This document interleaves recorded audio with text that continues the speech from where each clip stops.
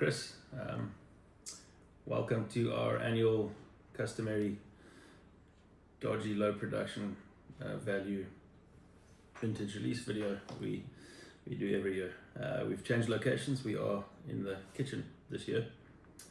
So this is where we sit and have lunch. That's the coffee machine. That's the biltong, which is basically the staple diet around here, and that's the coffee.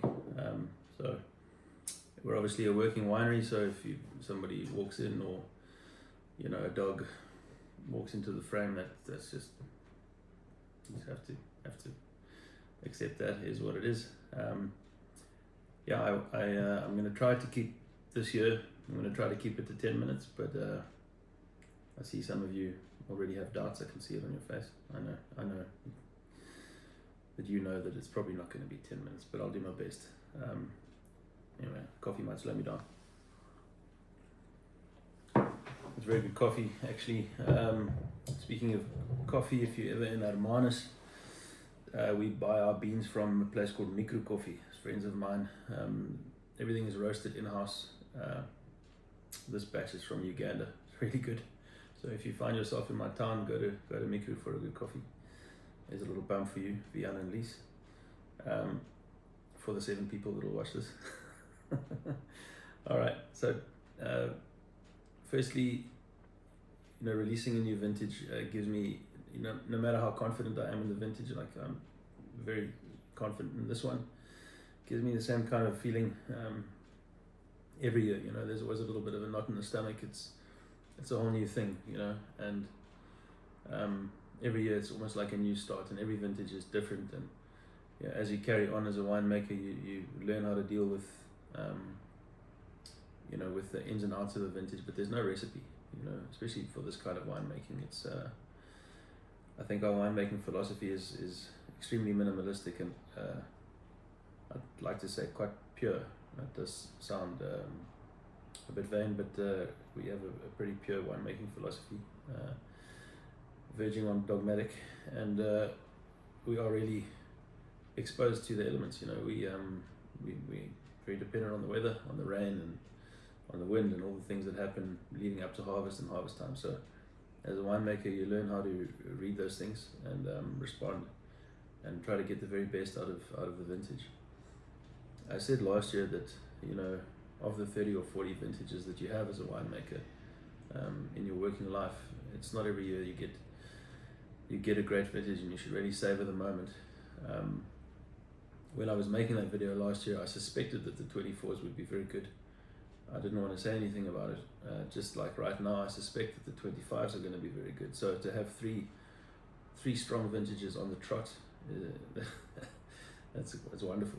That doesn't happen all the time. So I'm very happy. To summarize 2024, in a nutshell, it's low yields. Not much wine, but the wine that we do have is it's good. It's really something, and I think by now you'll hopefully trust my appraisal of the vintages, because I think you'll remember that I have been frank in the past about vintages that I was less keen on, and vintages that I liked, and I said it last year, but there's the old joke of the Bordelais winemaker that says that always answers the question of which is his best vintage ever, and it's always the one he's just made. So I don't want to be like that. I'll tell you honestly what I think, but I must say that 2024 is right up there. Top handful, not even top handful, top couple of vintages that we've released. It's a shame there's not much wine, but we are a small company, so it's okay to have a little bit of wine. Just does mean the margins can be a little bit tight, but that's okay.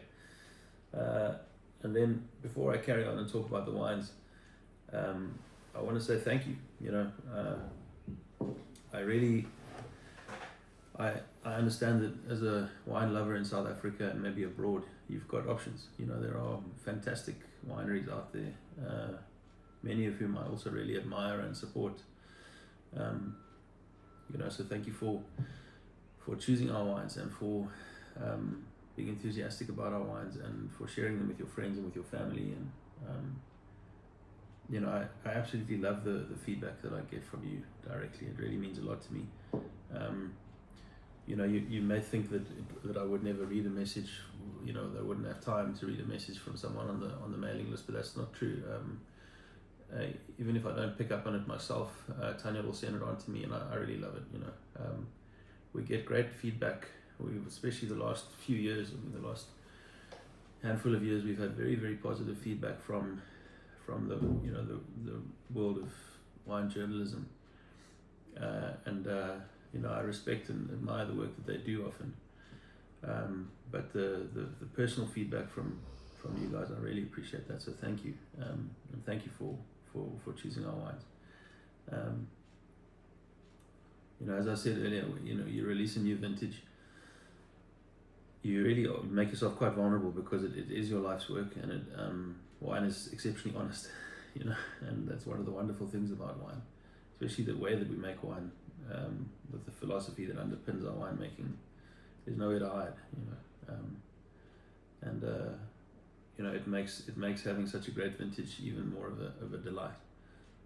So let's talk through the wines. So thank you and thank you. I appreciate it. All right. Hereafter here, as you know, it really is good. As you know, Hereafter here is a place for us to put our baby vines that we're busy planting on our own land in the Swartland, as well as some fantastic grower vineyards. I know most of you know these facts, but there are always a handful of new folks on the mailing list. So for your sake, I'll go into a little detail. Yeah, it's a place to house young vineyards and grower vineyards. Like last year I mentioned Donnie Carinas. He's got a fantastic young vineyard on I think it's about 10 or 12 years old now, in the Porcupine Hills. So that vineyard features in here, amongst others. You know, I'm in the process of trying to find Cartology vineyards. I've also you know, when I was really actively engaged in that years ago, I would find very, very nice vineyards that weren't quite there in terms of age, and then creating this label to catch baby vines and our young vines and that kind of thing. We've also now have the potential to catch very high potential younger dry farm Chenin vineyards, which, you know, could one day, you know, when they're in the right sort of age window, kind of approaching 40 years of age, may end up in Cartology one day. They might make the cut. So at least it's like a little nursery for me to look after potential, and I think it's a very, very good value proposition. Every vintage, 24 is no exception. It's really, really nice. It's a lovely wine. I have written some tasting notes that you can read on the mailer and on the website there. Sorry, I was in a strange mood when I wrote them, but they are there, and they will give you, if you like, names of fruits and berries and flavors and that kind of thing. You can go and read about that there. But just in terms of personality, I think this wine is, as I said in the tasting note, very well mannered. It's a lovely wine. It's kind of unobtrusive. I think it will be a fantastic accompaniment to a meal, really good on the table. It won't try to take over the show like some of these wines might, but yeah, slightly earthy this year.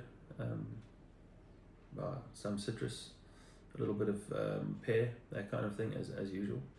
But the palate, as I said, is like subtle and sublime, and in a way gentle, you know, and but just really, really nice. It's kind of it's a wine that's not trying too hard to be good. It really is good. So I'm stoked with that, and I think you won't make a mistake buying a few of these. You'll see some of these vintages are not 2024. I'm just using the bottles as props. This is a 23, obviously. We're still busy labeling. That's actually what's happening in the winery today. We're busy labeling Cartology and Hereafter here. Cartology 2024. Just pretend that one is a 4. All right. Cartology 2024. You'll remember that I mentioned that we had a very low yielding vintage in general, not everywhere, but particularly on our farm Nieuwedam on the Paardeberg. So fire by night, not much of it, and the Nieuwedam is a wonderful asset for us because it enables us to make fire by night as a single origin wine, and then to have really, really good Paardeberg Chenin available for Cartology. So, because it was such a low yielding vintage on Nieuwedam, the majority of the wine has gone to fire by night. In fact, almost the whole farm is represented in that wine for a change, which is really interesting. And so Cartology doesn't have too much Paardeberg wine in it this year, a little bit, but not much. So that's a bit of a change. And then the Semillon percentage is up a little bit from last year. It's at 10%. You guys know how I feel about this wine. It's one of the only chances that I get to do some real winemaking. With the single origin wines, I'm really at the mercy of the place, of the site. That does hold true for Cartology, but with Cartology I've got these fantastic elements, these wonderful vineyards that each have very distinct personalities. A granite soil vineyard and a shale soil vineyard are very, very different. And I can take these and make some kind of like a patchwork of the vintage that I think really represents the vintage very well, and make the best possible wine for the year. So it stands to reason that in a very strong vintage like 24, in terms of quality, that as much as these single vineyard wines are desirable and unique, Cartology is pound for pound at least as good as any of those wines. And obviously it costs you less to buy it, and it maybe doesn't have the same what's the right word, the word I'm looking for.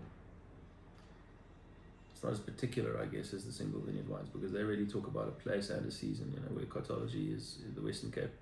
And my favorite old Chenin vineyards from throughout the Western Cape, there are 9 of them, aged between 40 and 60 years. They're all dry farm bush wines, and then obviously the glorious old Semillon vineyard.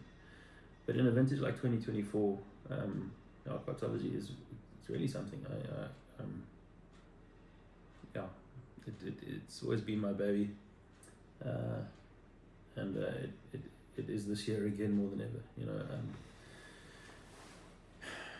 There's a fair bit of wine from up north, because the Skofberg area didn't have a terribly low yielding year. It was low, but not heartbreakingly low. So there's a fair bit of Skofberg and West Coast wine in here. Excellent Stellenbosch wine. Very, very good Swartland wine. Just not much of it, unfortunately. I'll put that up there with 2017 in terms of raw quality. Slightly different personality. It's a bit more robust, even though the alcohol is the same. It's just a touch over 13. It's got a fair bit of power. Just a wonderful nose, it's like a sour citrus, ripe pear kind of nose. And there's a lot going on in the palate. The palate is quite powerful, but it's very energetic. I'm crazy about this wine. I think this is definitely one of our best Cartologies. I said that last year with 23, and I meant it. I didn't realize that we'd be able to top it that quickly, but I do think that 24 might just pip it. I'm not sure. It depends on your personal taste. 23 was a more granite orientated wine. This is slightly more like red sand and shale orientated wine, but it's a very proper Cartology, this 2024, so enjoy it. I already have on more than one occasion enjoyed it, and now that it's being labelled, I will be able to share it with you guys. Okay, then let's talk about the single vineyard wines. Listen to a bit of coffee. So let's talk about the granite soil wines first.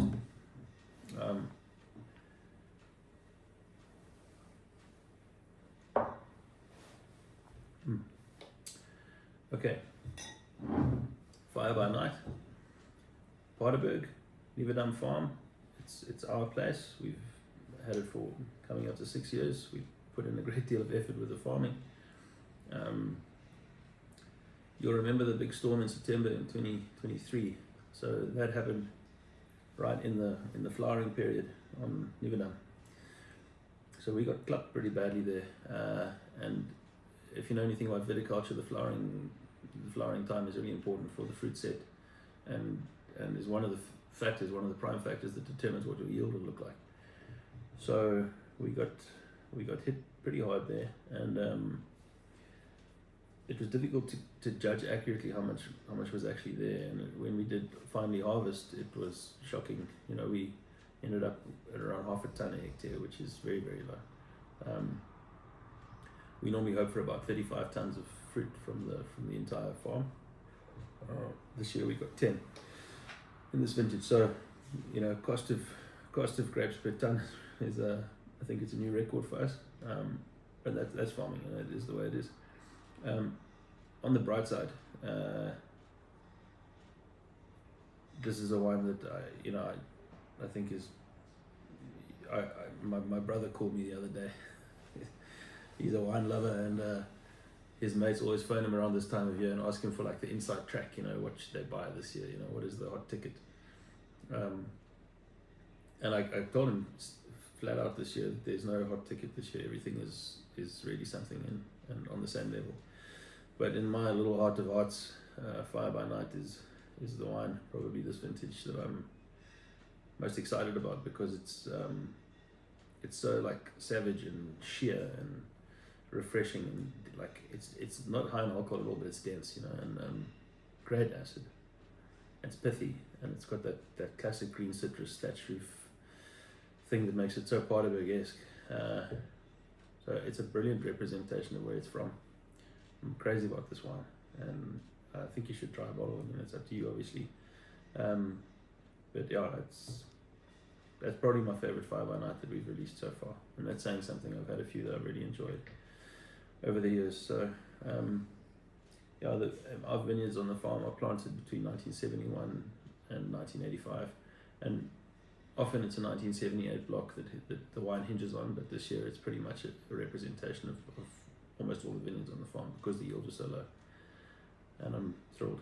So even though I have to suck up the fact that there's probably no margin on the wine at all because of the cost, or very low margin, it's still a wine that's going to go out there as a very, very strong ambassador for our project and for the Paardeberg.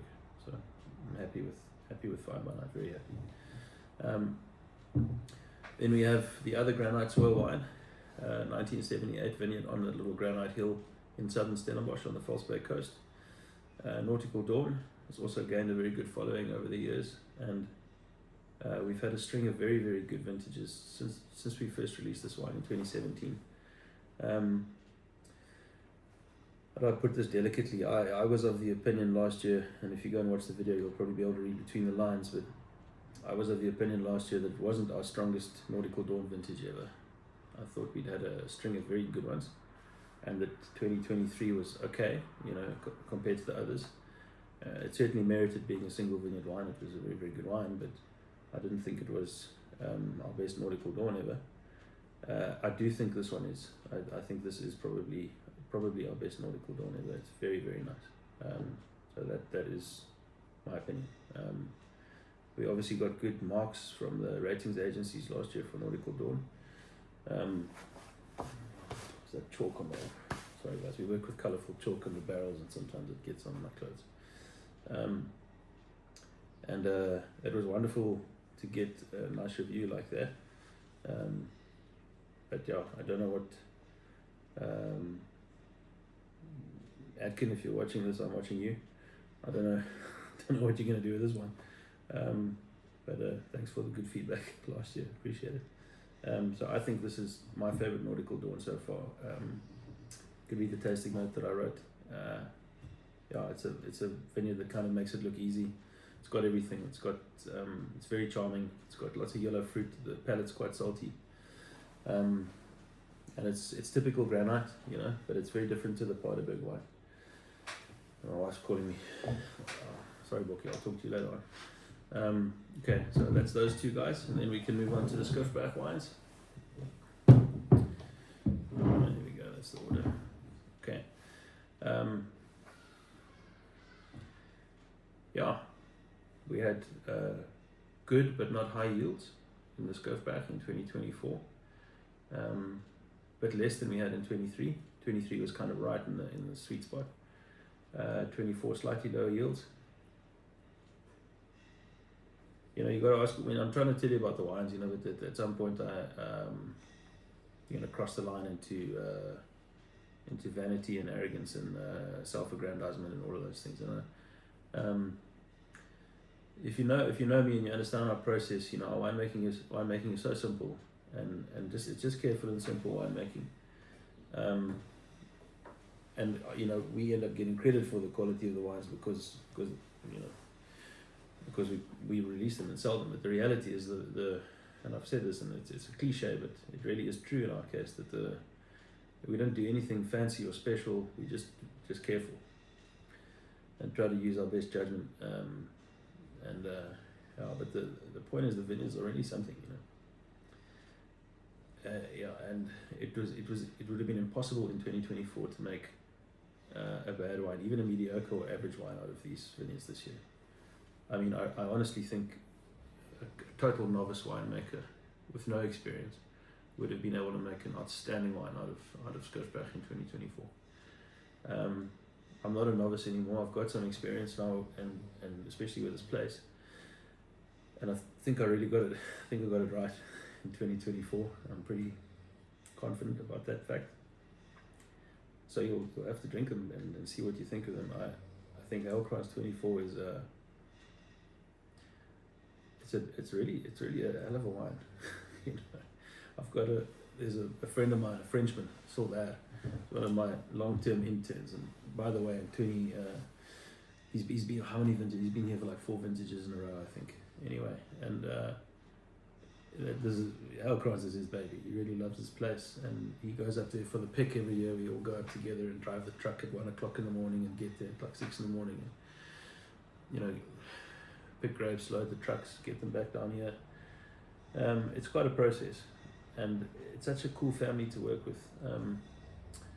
The Fissard family and Philip Muntz and the people that are up there, really like salt of the earth farming people. And yeah, I love taking them wine when Ron's labeled it, taking it back up, so they always appreciate it. But it's amazing land. It's effectively the northern foothills of the Cederberg, and 450 meters above sea level, very large old vines, but you know, between 40 and 50, a little bit over 50 years old, some of them by now. And yeah, it makes these very appealing, relatively powerful wines. Great acid always up there, lovely nose, super expressive nose, always in that kind of gentle sort of orange blossom, orange juice, that kind of world. It's a hell of a wine. And what these two wines, and my Aussie mate David Clark kind of put this notion in my head, you know, that I always think of the granite soil wines as sort of clear and bright, this mineral background that they have, but the Swartland wines have got I've used it before, but like a rustiness to them, or like a strange minerality that's uncommon, and they're always quite structured. Even if the alcohols are moderate, the wines are quite powerful and quite structured, and that's again the case here with these wines. So Hemelrand is a beaut, very, very good example of the vineyard, and thrilled with it. The alcohol is relatively moderate this year. It's just over 13, so it's 13.1, I think. And I think the Swartland wines do better when they're a little bit riper. There's just a bit more going on because they've always got acid for days. But despite that fact, I think this wine is right in the pocket. It's very nice. So that's Hemelrand 2024, and then Magnetic North 2024, the other brother from Swartland, the Van Lils. I mentioned last year that Barcy had passed away the previous year, and Christian is farming there, and like that guy, it's just maximum effort, you know. He's a very bright guy, very good farmer, and it's an outstanding site. It's an outstanding site. You know, all these factors just converge there. You know, it's at about 540 meters above sea level. It's on a ridge from which you can see the Atlantic. It gets morning mist and then sunshine. Pretty cool nights. The DNA that's planted there, you know, the parent vineyard, it's a Massal selection. It's on its own roots, you know, it's ungrafted, which is quite unique. It's just brilliant DNA. So there's a lot going on there. And the winemaking is the same for everything, but you'll see again this year that this wine is different. It's different.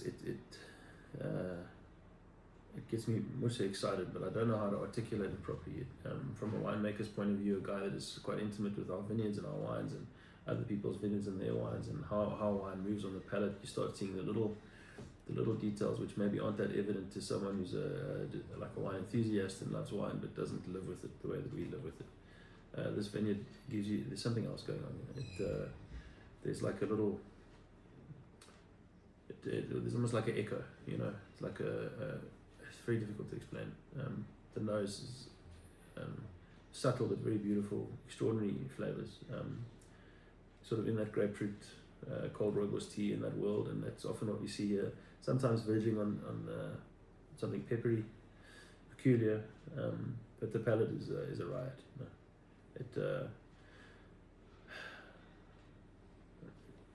There's so much flowery language used in wine, most of which is ridiculous. So at the risk of sounding ridiculous, I'd risk it for this wine. The wine does have like an echo on the palate. It does something different on the palate. It carries in a different way.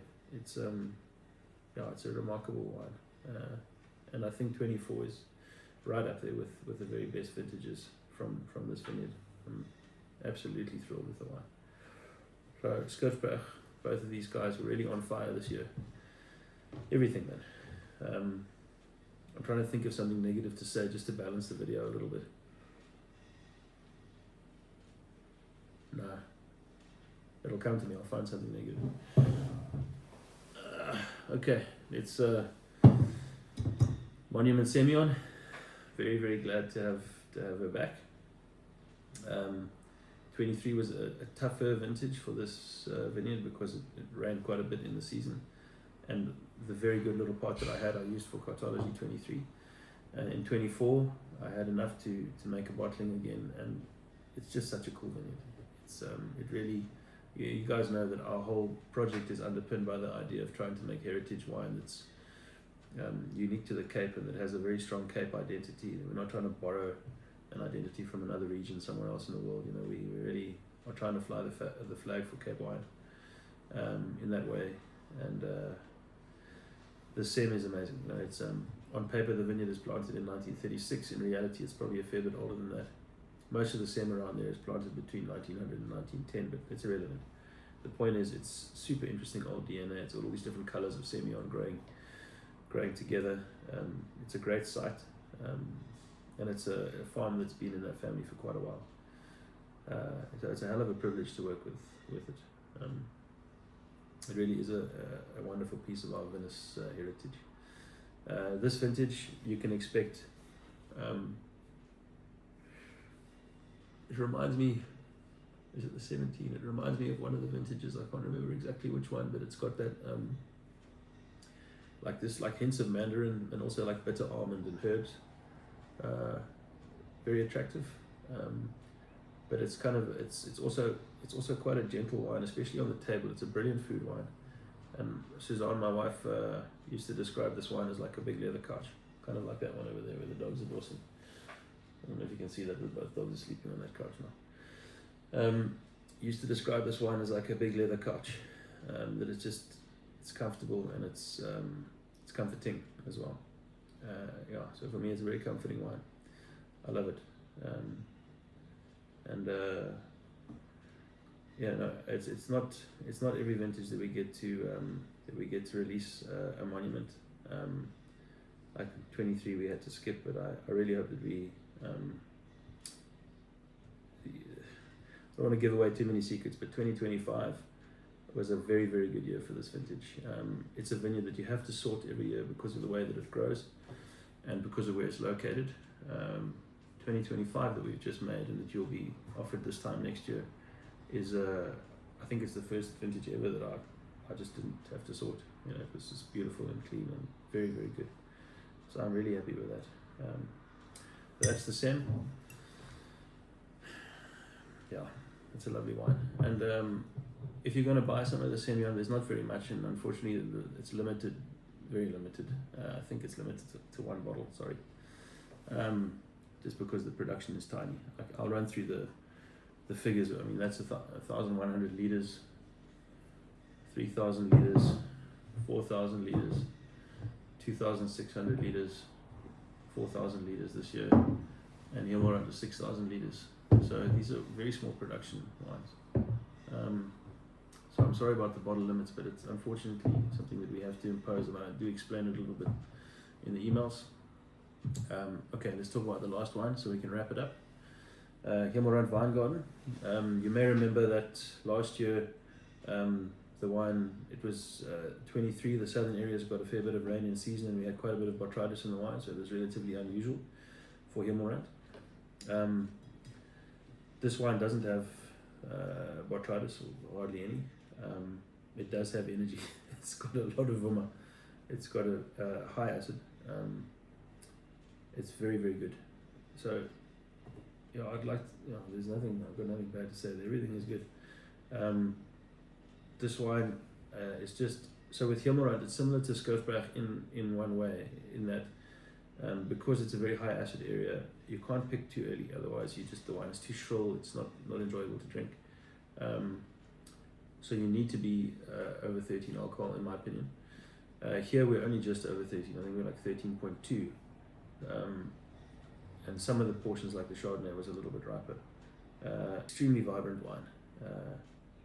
It's got like a really pure kind of mountain water feeling about it, but then it's also got this lovely sort of palate coating texture and like proper acidity.